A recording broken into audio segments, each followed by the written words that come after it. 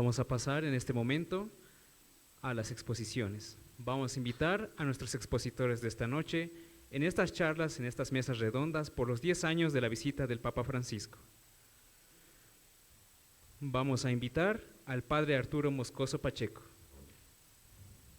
Padre Arturo, por favor, lo invitamos acá a la testera.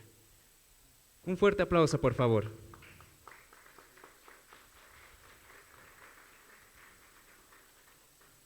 También esta noche nos está acompañando la licenciada Guara Vildoso, quien también estará presente con las charlas. Le invitamos, licenciada Guara, a pasar acá adelante a la testera, por favor. Un fuerte aplauso, por favor. También nos acompaña esta noche el hermano Luis Alberto Mujica, quien nos estará acompañando con las charlas. Un fuerte aplauso, por favor.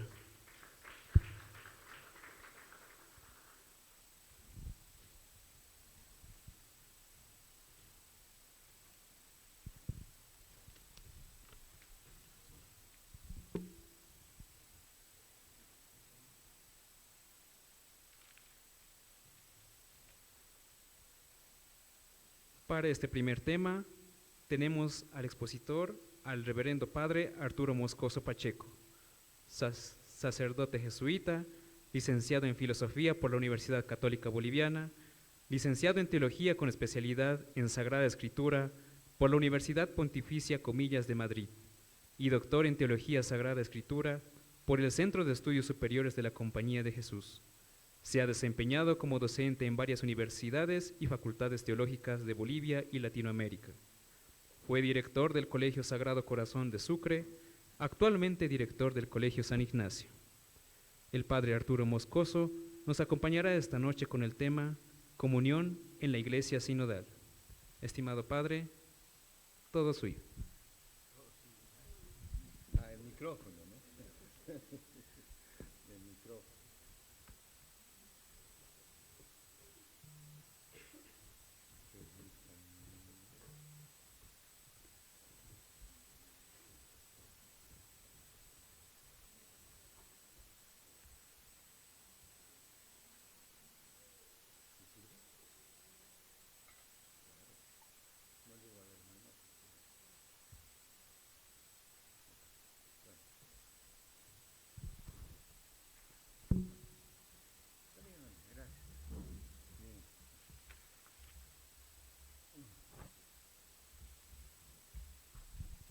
Muy buenas noches a todos los presentes.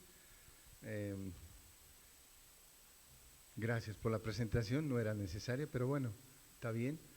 Y saludo también a todas las personas que nos están siguiendo, me imagino, a través de las redes que tienen tanta presencia en nuestra sociedad.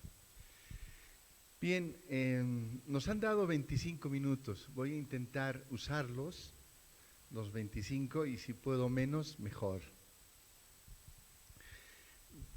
El tema que me han pedido que comparta con ustedes es el tema de la comunión y sinodalidad, o sinodalidad y comunión. Uno de las temáticas subtitulares del sínodo sobre la sinodalidad. También quiero agradecer la invitación hecha a mi persona y el haberme invitado pues a este ciclo de 3 días en el que estamos recordando estos 10 años de la venida de nuestro querido Francisco, quien ya seguramente desde el cielo nos está haciendo el servicio de interceder por nosotras y nosotros. Bien, es verdad que no puedo decir todo lo que me gustaría. 25 minutos es un tiempo bastante limitado, pero bueno, hay que aprovechar de la mejor manera el tiempo que se nos ha concedido. La comunión y la sinodalidad. La comunión y la sinodalidad, parto diciendo que es un giro eclesiológico terrible, fuerte. que no sé si lograremos entender y sobre todo vivir a propósito y vivir todas sus consecuencias. Este giro eclesiológico, esta relación entre comunión y sinodalidad, no ha estado exento hasta el día de hoy y va a estar todavía exento de polémicas en su comprensión y sobre todo en su recepción. Es verdad que el sínodo de la sinodalidad ha terminado. Hay un documento que ha regresado, si ustedes quieren, después de toda una consulta al pueblo de Dios, hacia las iglesias locales. Nos toca, a partir de ahora, intentar vivir la comunión y la sinodalidad. Permítanme, enumerando varios aspectos uno tras otro, describir de alguna manera lo que supone la comunión en sinodalidad o la comunión y la sinodalidad. Lo primero que quiero decir, y prácticamente será como la formulación definitiva del mensaje que hoy intento compartir, es que la comunión en clave de sinodalidad representa, dicho de una manera clara, sencilla y fundamentada, la comunión en sinodalidad significa un nuevo modelo relacional y comunicacional en la Iglesia de Dios. Repito esto que acabo de decir porque creo que es sencillamente lo que resume y explica bien todo el contenido que uno podría decir respecto a la comunión y sinodalidad. La comunión significa un nuevo modo o el modo auténtico de relacionarnos entre el pueblo de Dios y un nuevo modelo comunicacional. Esta formulación que acabo de compartir con ustedes, no haré otra cosa que desglosarla, nada más. Si esto se ha entendido, creo que hemos entendido todo. Pero como tengo más tiempo, por lo menos 20 minutos más, lo único que haré es desglosar esta idea que acabo de expresar. Lo primero que quiero decir, que desglosa y mastica, digamos, esta expresión que les decía, que comunión en sinodalidad significa un nuevo modo de relacionarse y de comunicarse, es un redescubrimiento neumatológico de la Iglesia. ¿Qué quiere decir? Es el redescubrimiento de la acción del Espíritu en todo bautizado. Y esto ya es fuerte decirlo. El Espíritu Santo no hace ninguna distinción para manifestarse y se muestra a través de muchísimas mediaciones, incluidas la magisterial, la ministerial y la sacramental. Este mismo Espíritu Santo santifica y dirige al pueblo de Dios en su conjunto, distribuyendo sus dones y prontos para ejercer sus obras para mayor construcción de la Iglesia de Jesucristo. Monseñor Smet, un padre conciliar, dijo, y leo el texto: el cuerpo docente no descansa exclusivamente en la acción del Espíritu Santo sobre los obispos, sino en todo el pueblo de Dios. Vamos a la segunda consecuencia de aquello primero que dije al principio. de que comunión y sinodalidad es un nuevo modo relacional y un modo nuevo comunicacional. 2. La comunicación ya no es unidireccional. La comunicación del Espíritu, de la Trinidad como verdadera comunión, es pluridireccional y recíproca. Es decir, va a todo bautizado, a todo creyente de Jesucristo. La comunicación del Espíritu construye un nosotros eclesial.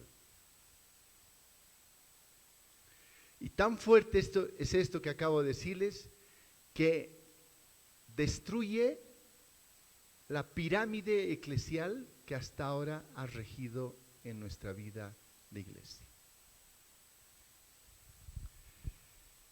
Pero vamos al tercer punto.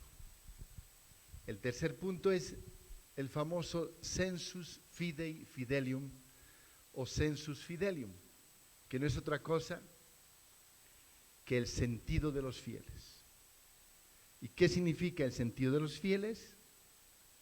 Es simplemente que la fe se desarrolla, se juega, se practica, se decide, se conoce, se dialoga entre todos los miembros de la iglesia, desde los obispos hasta los laicos. Es todo el cuerpo eclesial, ese nosotros eclesial, esa iglesia, pueblo de Dios, que escucha al Espíritu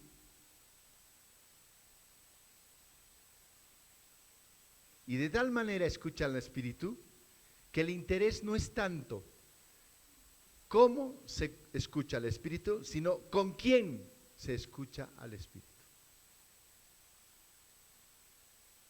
El quién, con el otro hermano, con el otro bautizado, que puede ser ministro, que puede ser obispo, que puede ser simple bautizado. Conformamos todos y todas el pueblo de Dios. Y con ese pueblo de Dios es quien se comunica la Santísima Trinidad. Vamos a una cuarta consideración. La cuarta consideración es que ya que es importante no solo el cómo escuchar, sino con quién escucho, que es cuando se crea la comunión entre iguales, aunque tengamos diferentes carismas, vocaciones y ministerios, pero somos iguales. Y a cualquiera de nosotros iguales, el Espíritu Santo se comunica. Vamos a otra consideración. La iglesia, para ser iglesia sinodal, su mayor vocación es la de escuchar, la de escucha. Hay que escuchar a Dios, hay que escucharse entre nosotros y entre nosotras.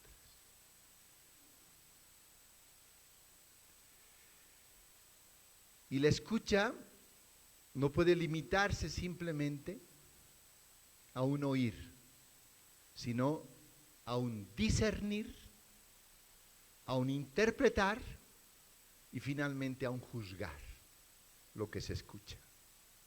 Tanto de Dios, de la palabra, de entre los hermanos, de los que conformamos esta comunidad eclesial, como de la realidad misma.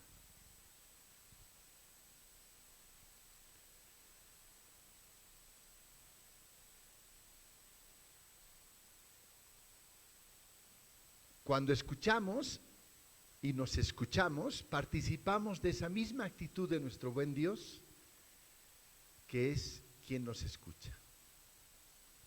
Hay que escuchar, cierto, a Dios. Hay que escuchar a los demás, cierto. Pero en particular, con particular atención y sensibilidad, a las víctimas, a los sobrevivientes de abusos institucionales, espirituales y de poder. Insisto que si hay una escucha que hay que hacer, es a las víctimas, a los sobrevivientes de abusos institucionales, espirituales y de poder, escuchar de una manera muy especial a las mujeres, tan excluidas y tan ninguneadas en esta iglesia patriarcal.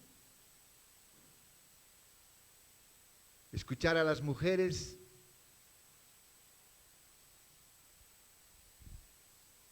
y a los pueblos y al pueblo de Dios. Otra consideración.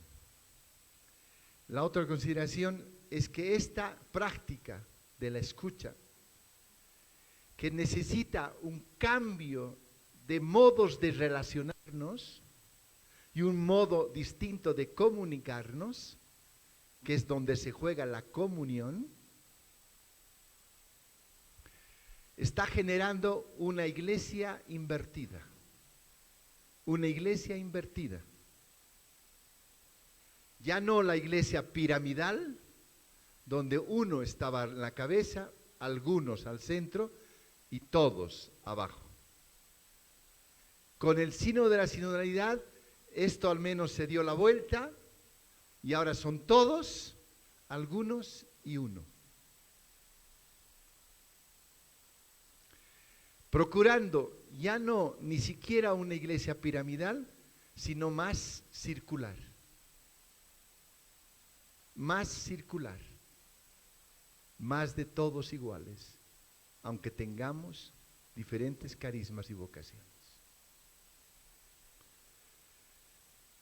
El pueblo fiel, todos, son las iglesias locales. Algunos, los colegios episcopales. Y el uno, el obispo de Roma.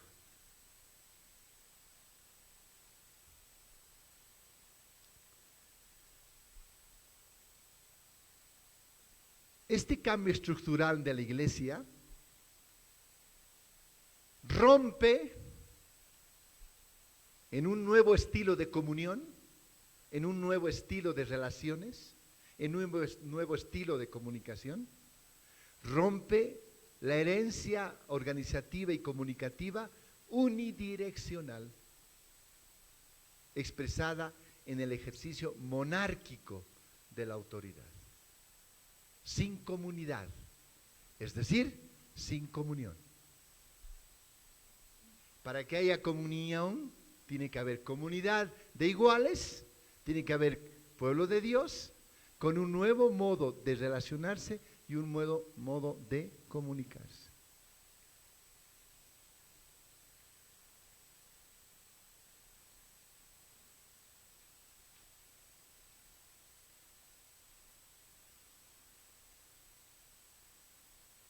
Y permítanme, ya casi al final ya de mi exposición,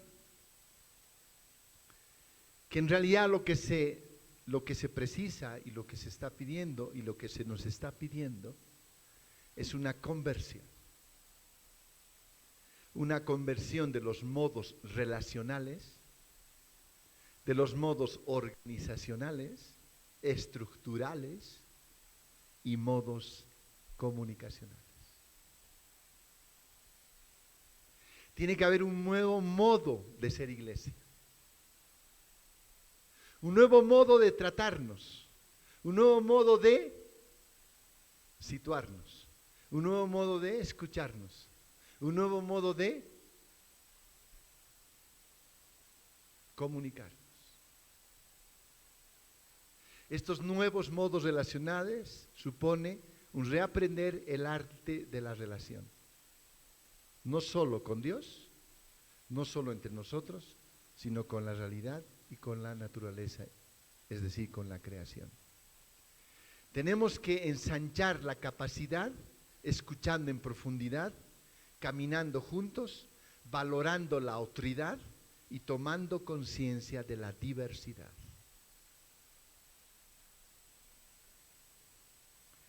Por eso estamos llamadas a trabajar por una iglesia sinodal.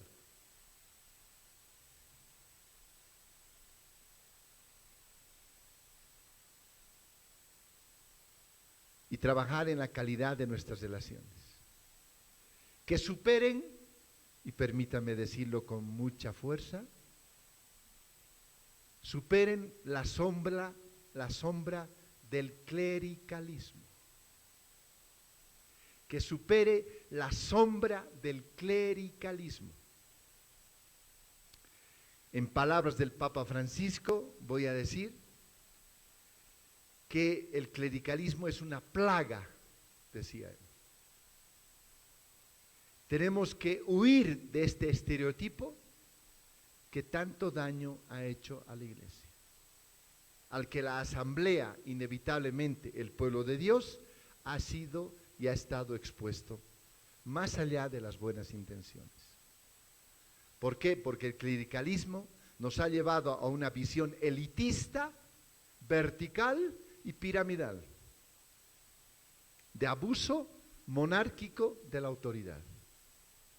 Inclusive creyendo que solo los obispos, el colegio episcopal, tenía la propiedad del Espíritu Santo. El clericalismo, en palabras de Francisco, y lo repito también, abriendo comillas, dice él, dijo por lo menos, es una perversión y es la raíz de muchos males en la iglesia. No solo el clericalismo del clero, para entendernos, sino sobre todo del propio pueblo de Dios, empezando de los laicos, que su única función o objetivo es ser otros cleros. No debemos caer en la tentación de la supremacía de algunos, en tantas estructuras que son cerradas, rígidas o anquilosadas, en la tentación del virus de la autosuficiencia.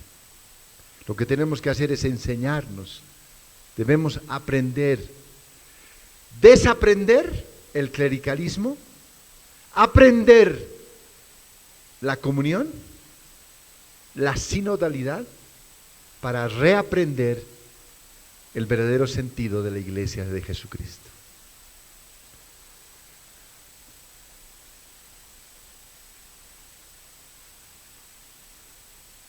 Necesitamos odres nuevos, no solo vino nuevo. Necesitamos odres nuevos, no solo vino nuevo. El Espíritu está queriendo destruir las estructuras que nos han privado de ser pueblo de Dios. Y cuidado, como lo decían algunos al inicio de esta exposición, previo a la exposición, esto no es más que lo que se trabajó en 3 años en el Concilio Vaticano II. El tema de la sinodalidad y comunión no es una invención del Papa Francisco,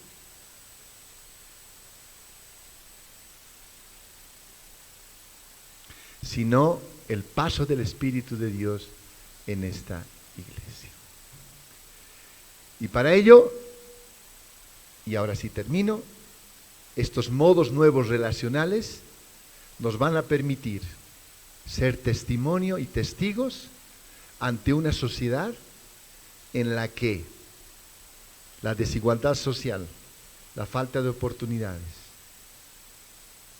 el abuso, la monarquía, el verticalismo, lamentablemente han creado un mezquino individualismo, una búsqueda egocéntrica del bien particular, un empeño por abusar, de ningunear, rechazar, menospreciar, marginar, expropiar,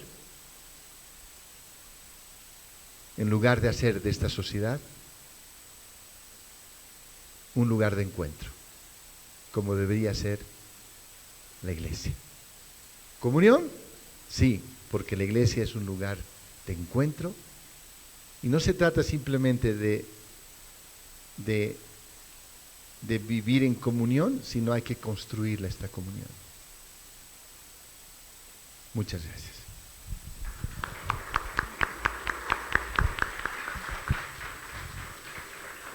Muchas gracias, Padre Arturo. Queremos dar continuidad rápidamente a la segunda exposición. El tema es participación en la iglesia y en la sociedad. Queremos ver entonces cómo es nuestra acción y que hemos invitado a la licenciada Guara Vildoso, que es presidente del Consejo de Laicos en Cochabamba. Ella tiene también la preparación de psicología espiritual, ¿no? Tiene una maestría en teología pastoral, diplomados en pastoral educativa, recursos humanos y además es catequista y voluntaria en varias instituciones. Entonces le pedimos a ella desde su práctica como laica que nos dé este contenido, la participación en la iglesia y en la sociedad. Un aplauso por favor para la licenciada Guara.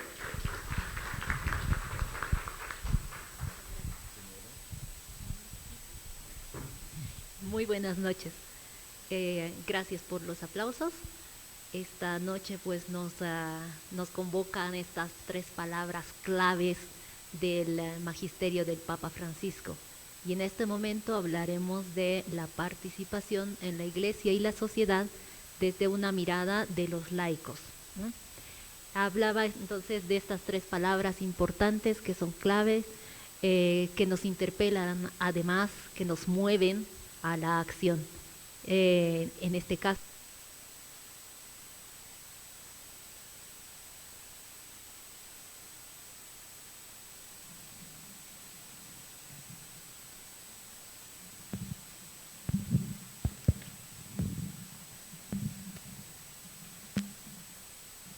bien, pero vamos a hablar de una participación no entendida como una simples asignaciones de servicios o como ayuda en las acciones de las pastorales, ¿no?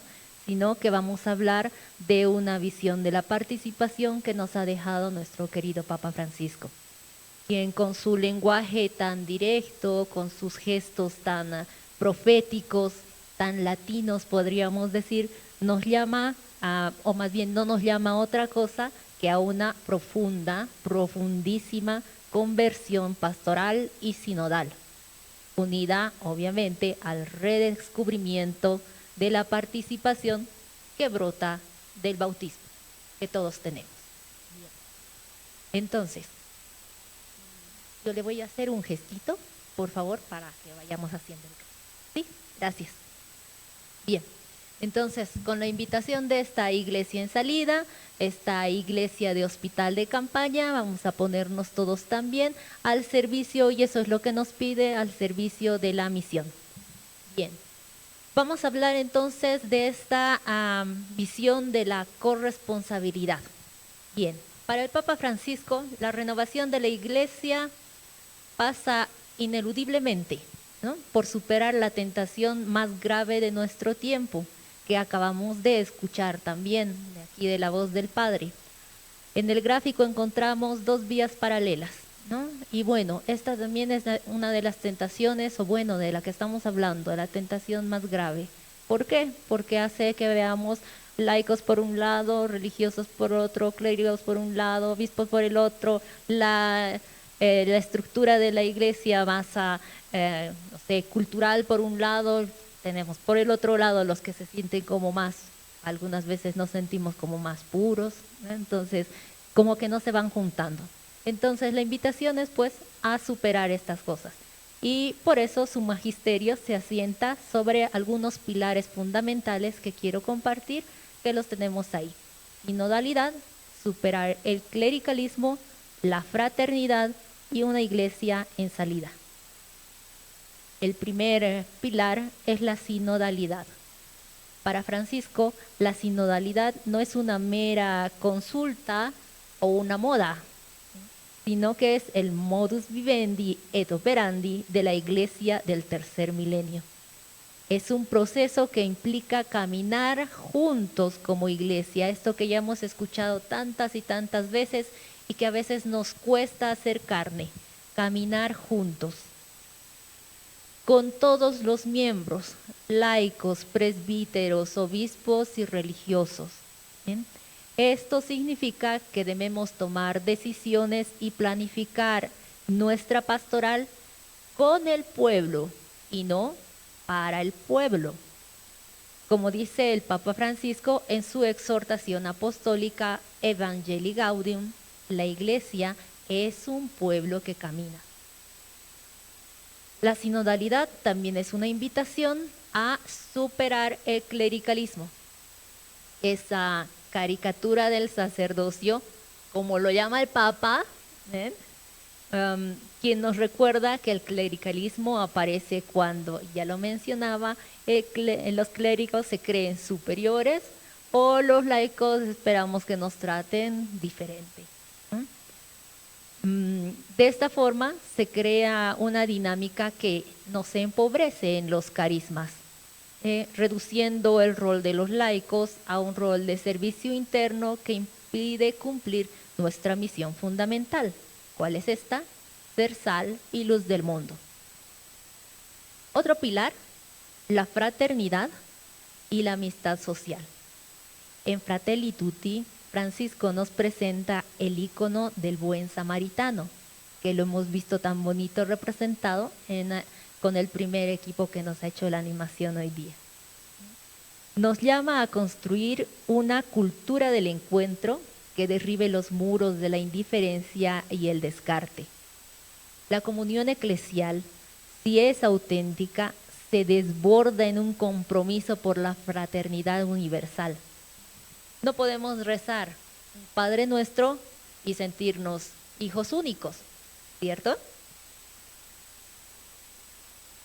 Esta fraternidad nos exige un diálogo constante con la cultura, con la política en su sentido más noble y de manera especial con los más pobres y excluidos. Finalmente, el cuarto pilar, la Iglesia en salida. Evangelii Gaudium es una hoja de ruta para una iglesia que no se mira a sí misma. Creo que esto lo tenemos todos claros. Una iglesia que sale a la periferia existenciales y a las periferias geográficas. Una iglesia accidentada, herida y manchada por salir a la calle antes que una iglesia enferma por el encierro, nos decía el Papa Francisco, que se aferra a sus propias comodidades. Por favor.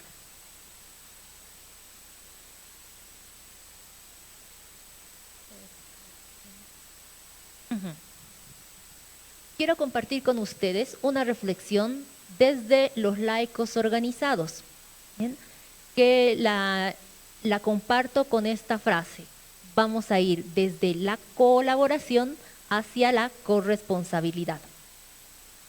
Desde la perspectiva de los laicos organizados en Bolivia, como son los consejos jurisdiccionales de laicos y los diversos movimientos, estos aportes del Papa Francisco son recibidos todavía con una inmensa esperanza, pero también con una clara interpelación.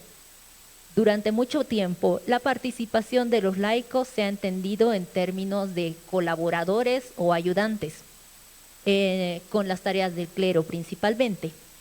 El Papa Francisco nos llama a superar esta visión y a vivir una auténtica corresponsabilidad en la vida y misión de la Iglesia.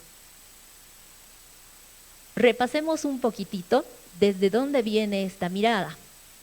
El camino recorrido por la Iglesia desde el Concilio Vaticano II, que también nos hicieron recordar los hermanos en su dramatización, fue para nosotros los laicos un verdadero Pentecostés. La Constitución dogmática Lumen Gentium nos recuerda que los laicos no son un elemento secundario, sino parte esencial del pueblo de Dios. Recordemos que en su capítulo 4 define a los laicos, ahí vemos, por su índole secular, es decir, su vocación es buscar el reino de Dios gestionando los asuntos temporales y ordenándolos, sí, según Dios. No somos colaboradores del clero, sino en virtud de nuestro bautismo somos partícipes de la triple función de Cristo, sacerdotal, profética y real. Sacerdotal, profética y real integralmente. El decreto sobre el apostolado de los laicos promulgado por el Papa Pablo VI profundiza en esto que acabo de decir, afirmando que el apostolado de los laicos es una participación en la misma misión salvífica de la Iglesia. Luego, San Juan Pablo II, en su exhortación apostólica Christi Fidelis Laici, insiste en que la vocación y misión de los fieles laicos es una vocación a la santidad en medio del mundo. Y además advierte contra la tentación de clericalizar a los laicos y o secularizar al clero, desdibujando así los carismas propios de cada uno. Es precisamente aquí, en este momento, donde el magisterio del Papa Francisco adquiere una fuerza y una fuerza arrolladora. En Evangelii Gaudium denuncia con vigor el clericalismo como una de las mayores deformaciones que sufre la Iglesia en América Latina. Acabamos de escuchar también este punto resaltado como importante por el Padre. Esta enseñanza del Papa no se queda en la teoría abstracta, ya que nosotras la hemos vivido y escuchado en su visita a nuestro país en 2015. Recordemos que en su encuentro con los sacerdotes religiosos y seminaristas en la ciudad de Santa Cruz, advirtió severamente contra la tentación de ser como aquellos que, ante el grito del ciego Bartimeo, lo reprendían para que callara. Nos alerta el Papa Francisco contra esta actitud de escuchan, pero no oyen, ven, pero no miran, que se convierten en barreras y apartan al pueblo de Dios, bloqueando el corazón. Por el contrario, en su histórico encuentro con los movimientos populares, el Papa vio en los laicos a verdaderos protagonistas del cambio. En este encuentro no habló de una piedad intimista, sino de las famosas 3 T's. ¿Las recordamos? Tierra, techo y trabajo. Como además derechos sagrados por los que vale la pena luchar. Y dijo, ustedes son sembradores de cambio. ¿Qué estaba haciendo? Estaba validando la acción social y política de los laicos como auténtico lugar teológico. Este es el campo específico del laicado, ser fermento de justicia en las estructuras sociales. El camino sinodal en Bolivia ha sido el intento de poner en práctica este caminar juntos del que estamos hablando. Ha sido una oportunidad, como se dijo en la fase diocesana, para revisar cómo está nuestra vida interior como bautizados y cuál es nuestra percepción dentro de la Iglesia. Los laicos hemos expresado nuestro anhelo de superar una iglesia piramidal y avanzar hacia una iglesia de comunión y participación. Pensemos dentro de estos aportes en 3 pasos que estamos viendo que ya van dando frutos también respecto a esta participación. Recordemos el loguito del proceso sinodal.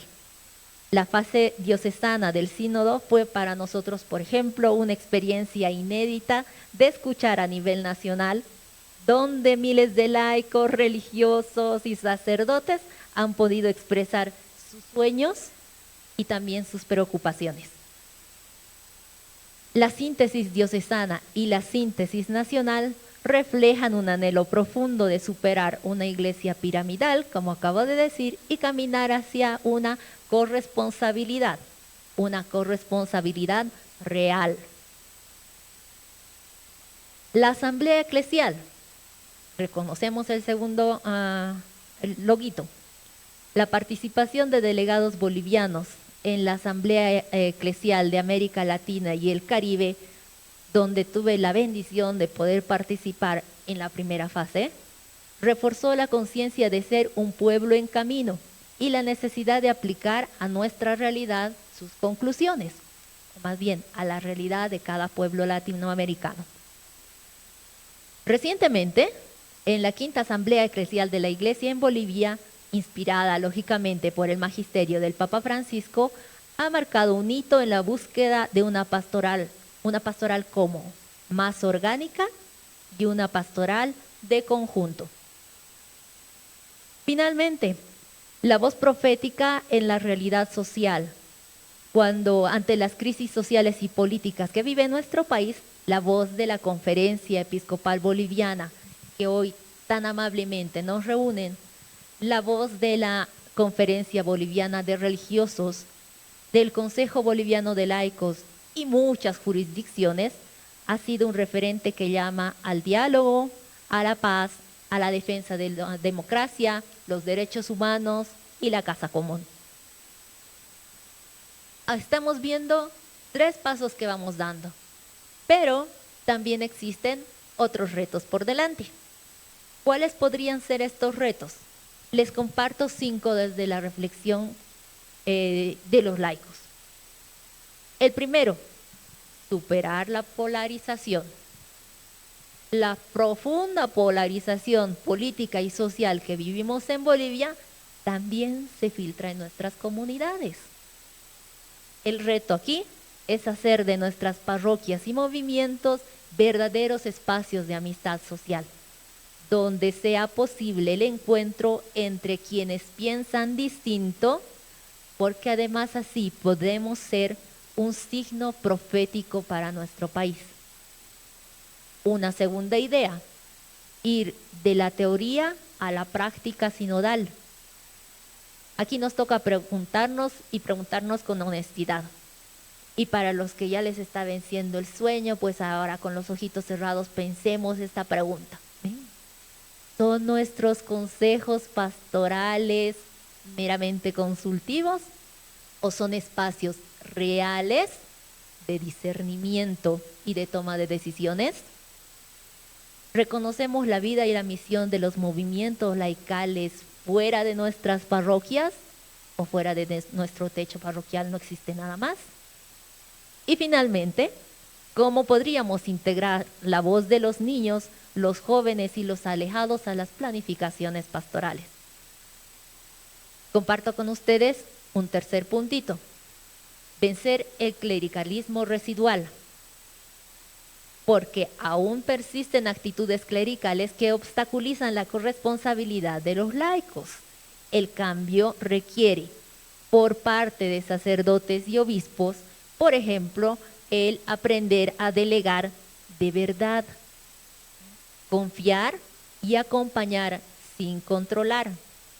Y por parte de los laicos, asumir el propio rol con valentía, formándose, importantísimo, y tomando la iniciativa sin esperar siempre el permiso de la hermanita o del padre. 4. Formar laicos para la vida pública. No basta con denunciar la corrupción o la injusticia.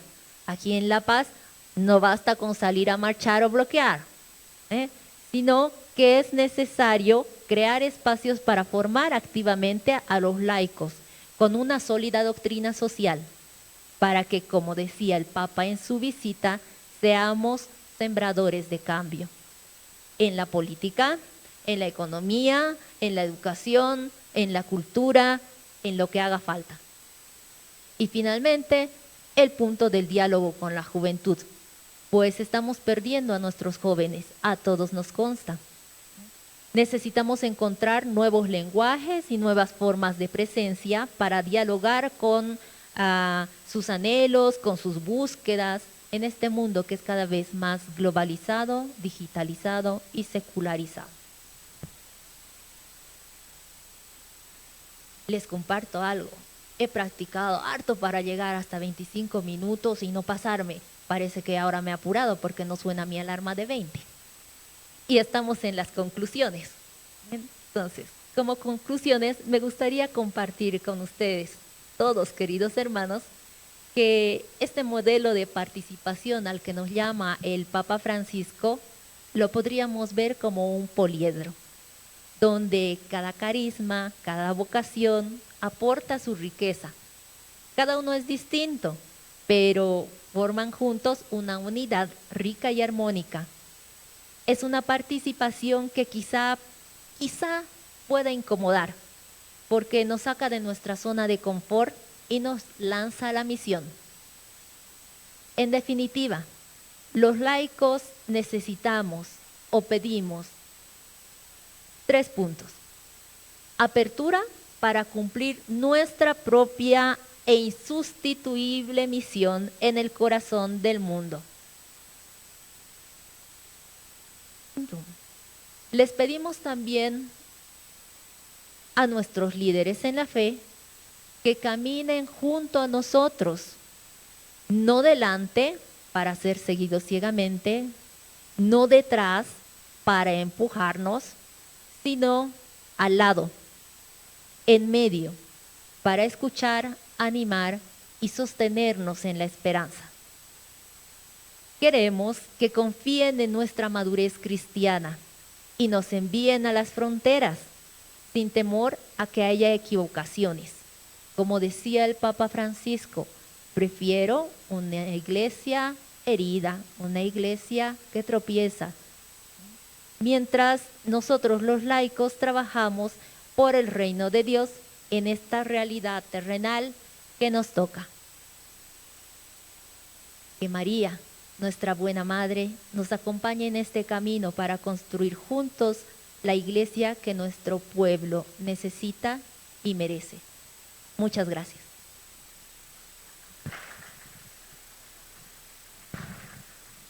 Muchas gracias, licenciada Guara.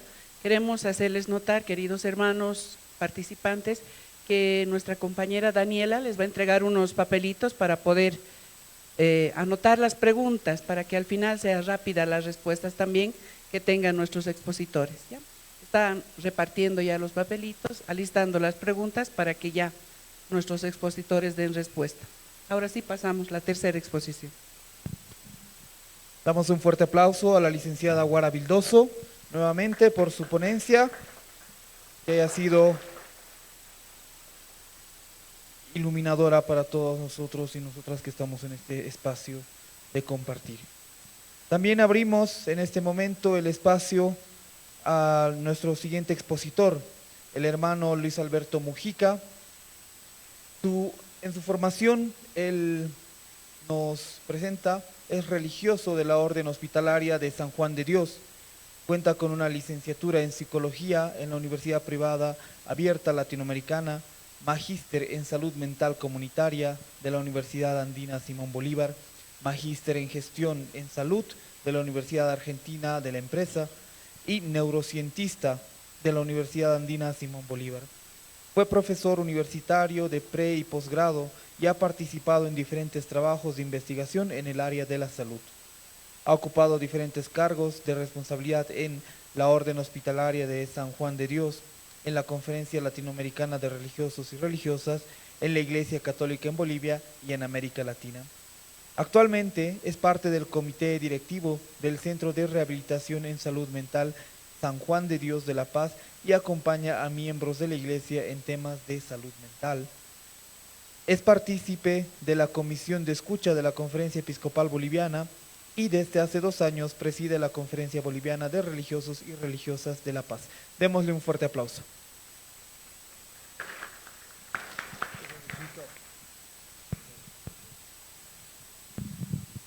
Me pongo serio porque hace frío. Buenas noches, me solidarizo con ustedes también que están sentados, estamos todos en un clima muy frío, ¿no? Pero bueno, es imposible cuando recordamos 10 años de la visita del Papa Francisco, en lo personal, no recordar la visita que hizo Juan Pablo II hace ya muchos años más, ¿no? En ese entonces era muy joven y en el 85, ¿verdad? 88. Yo me recuerdo que en ese año recorría con un sacerdote polaco, con los slides, indicando la vida o promoviendo lo que era la vida del Papa Juan Pablo II. Cuando vino el Papa Francisco, no estaba en el país, pero sí participé de algunas actividades y participamos con nuestra comunidad en ese encuentro que hubo de religiosos, sacerdotes y seminaristas en Santa Cruz. Y es interesante, o lo lindo, lo agradable, digamos, de este momento, cuando nos visita un sumo pontífice, la alegría que uno sintió y que percibió en la gente, ¿no? Ver en Santa Cruz la cantidad de personas, religiosos, no religiosos y demás, con un rostro muy alegre, que era el que nos traía Francisco en ese momento, ¿no? Así que partiendo de eso, de ese compartir, relato un poco lo que ha sido, o para mí, ¿no?, estas reflexiones sobre la visita del Papa Francisco y su impacto sobre todo en la misión de la Iglesia. Recordemos que fue el año 2015 donde Bolivia atravesaba una coyuntura sociopolítica y religiosa marcada por profundos cambios y tensiones en cuanto a lo que era la situación del país, con un presidente, Evo Morales, y una iglesia en ese momento también que pulseaba, digamos, ¿no?, su momento histórico, digamos, ese contexto en el cual Francisco llegó y que adquirió un significado también especial al ocurrir en un momento en que la Iglesia buscaba redefinir su papel en una sociedad marcada por la pluralidad. Los objetivos oficiales, digamos, que podíamos decir, o simbólicos de la visita del Papa, de manera formal, digamos, incluye Francisco su gira apostólica por Sudamérica a Bolivia para fortalecer la fe católica, apoyar a los movimientos populares y dialogar sobre los desafíos de la región. Sin embargo, en el plano simbólico, la visita también buscaba transmitir un mensaje de inclusión y compromiso con los marginados. La recepción de la visita y las expectativas de la sociedad boliviana reflejan la diversidad y complejidad del contexto nacional. Por un lado, amplios sectores católicos y movimientos sociales vieron en la llegada del Papa Francisco una oportunidad de renovación espiritual y respaldo también a las luchas por la justicia social y dignidad para los excluidos. Pero también algunos sectores observaban con cautela el intento de la Iglesia de recuperar protagonismo en la esfera pública. Durante su estadía del Papa en Bolivia, abordó en sus discursos temas centrales como la paz, el desarrollo social y el cuidado de los más vulnerables, enfatizando la importancia de un compromiso activo de la Iglesia y la sociedad en la construcción de un futuro más justo. Francisco insistió en la necesidad de superar las divisiones y trabajar juntos por el bien común, recordando que la fe auténtica se traduce en acciones concretas a favor de los pobres y marginados. Asimismo, subrayó el valor de la familia, la dignidad humana y la responsabilidad de todos los cristianos de ser agentes de cambio positivo. Uno de los mensajes más contundentes que dio el Papa Francisco fue el llamado a la justicia social y a la reconciliación, que son elementos esenciales para la convivencia pacífica y el desarrollo integral de Bolivia. Exhortó también a superar las heridas históricas y a construir puentes de diálogo entre los diferentes sectores de la sociedad, promoviendo la inclusión y el respeto mutuo. Su discurso resaltó que la verdadera paz solo es posible cuando se reconocen las injusticias y se trabaja activamente para erradicarlas.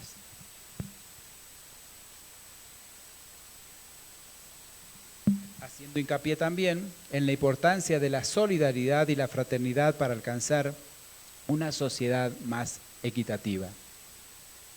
Recuerdo particularmente ciertos carteles durante la visita del Papa Francisco que hablaban de equidad. Y no sé si hoy se repetirían esos carteles. Decía equidad y estaba la fotografía de Luis Espinal, Evo Morales y el Papa Francisco.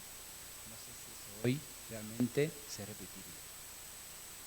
El enfoque en los pueblos originarios y la inclusión fue otro pilar de los mensajes al destacar el valor de las culturas indígenas y su contribución a la identidad nacional y al bien común.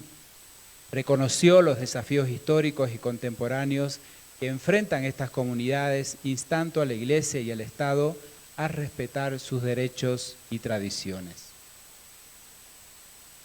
Tras la visita que tuvo el Papa a Bolivia, la Iglesia emprendió una significativa adaptación a estas líneas pastorales, orientando sus esfuerzos hacia una mayor cercanía con las realidades locales y una reforma misionera más comprometidas, inspiradas por las directrices del Pontífice sobre la necesidad de una iglesia en salida.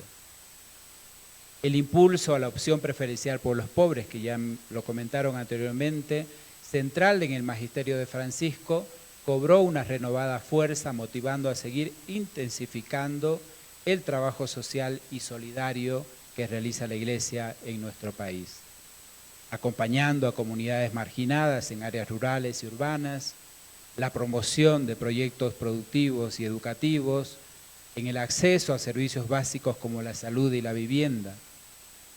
El fomento del diálogo interreligioso también y multicultural se convirtió en una de las transformaciones más notables tras la estadía del Papa en Bolivia. También, tras la visita de Francisco a Bolivia, la relación entre la Iglesia y el Estado experimentó un cambio notable, generando nuevas oportunidades de cooperación, como también focos de tensión. En primer lugar, se evidencia una mayor apertura al diálogo en temas de interés común, como la lucha contra la pobreza, la promoción de los derechos humanos. Se continúa con el convenio Iglesia-Estado. Todo esto permitió a la Iglesia desempeñar un papel más activo en la esfera pública. Sin embargo, este acercamiento también trajo consigo ciertas tensiones, particularmente en lo referente a la autonomía de la Iglesia frente a las políticas estatales y la presión para mantener una postura crítica ante situaciones de injusticia social. Así, la visita papal impulsó una redefinición de las fronteras entre la colaboración y la confrontación, forzando a ambas partes a repensar su papel en la construcción de una sociedad más inclusiva. En consecuencia, la participación de la Iglesia en temas sociales y políticos se potencia considerablemente tras la visita, reflejando el llamado del Papa a salir al encuentro de las periferias y a involucrarse activamente en los debates públicos. La jerarquía eclesial, inspirada por el mensaje papal, reforzó su compromiso con la defensa de los derechos de los sectores más vulnerables y la denuncia de situaciones de exclusión o injusticia, entre ellas en temas de educación, salud, defensa del medio ambiente y la promoción de la paz social.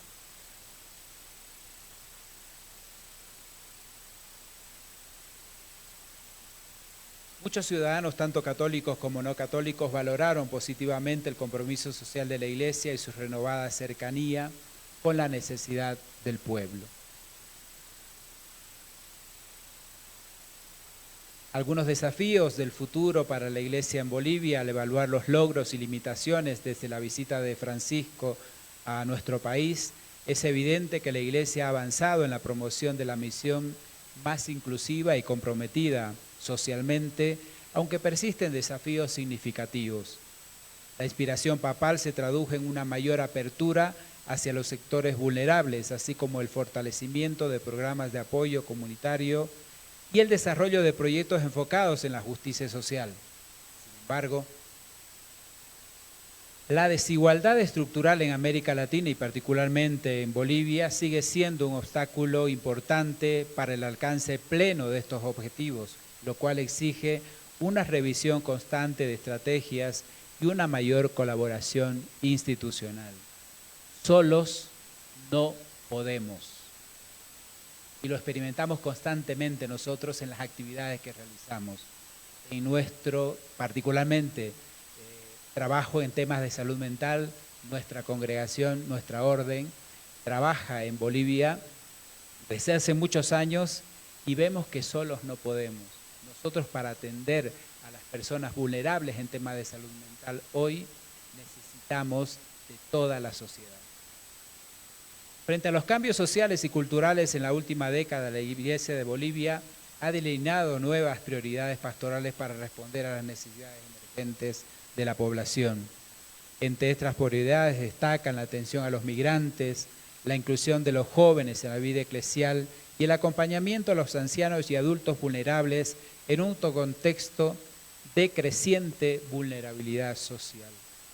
Además, la pastoral social ha reforzado su compromiso con la defensa de los derechos humanos y el desarrollo integral, alineándose con el mensaje de reforma y cercanía promovido por Francisco. Uno de los grandes retos para mantener el legado del Papa Francisco es lograr una continuidad efectiva en los cambios impulsados y superar la resistencia interna y externa frente a las nuevas formas de pastoral y compromiso social. La Iglesia debe enfrentar la tentación de volver a modelos tradicionales y poco participativos, así como el desafío de formar líderes pastorales capaces de sostener una visión misionera y renovada a largo plazo. Para ello, es fundamental fortalecer los espacios de diálogo, la formación permanente y la participación activa de la comunidad, garantizando así el legado papal. Este legado papal no se diluya con el paso del tiempo. Resalto aquí la formación, lo ha dicho nuestra compañera Nóguara, el tema del rol de los laicos dentro de la Iglesia. ¿Y qué fomentar ahora, digamos, ¿no? ¿Qué buenas prácticas nosotros tendríamos que tener para realmente que este mensaje a estos 10 años de Francisco, a su llegada a Bolivia, en lo personal, ¿no? Insistir con el tema del diálogo con las comunidades indígenas. No olvidemos que somos un país de mayor población indígena. Entonces, se nos pide diálogo, diálogo y diálogo. Promover la justicia social y la defensa de los derechos, no solamente los derechos humanos. Nosotros como Iglesia tenemos que dar el ejemplo en los derechos laborales. Fomentar la participación y el liderazgo laico, que ya aquí nuestra antecesora lo ha resaltado. Integrar la responsabilidad ecológica en la misión. Fortalecer la participación comunitaria y la solidaridad.